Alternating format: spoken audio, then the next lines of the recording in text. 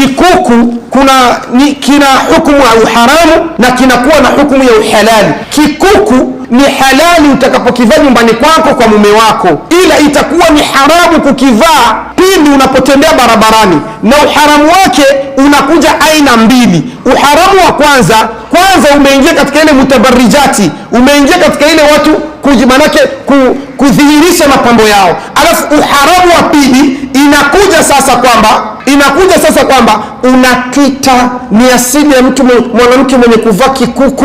Wallahi inajulikana kabisa, njioni hamna mtu hapa njioni. Na kweli kuna watu wakikorona hivi kuku tena vinazidiana. Kikuku kimoja kina tafsiri yake, vikiwa vili vina tafsiri yake. Kimoja maana yake njioni niko single, kingine njioni kote kote.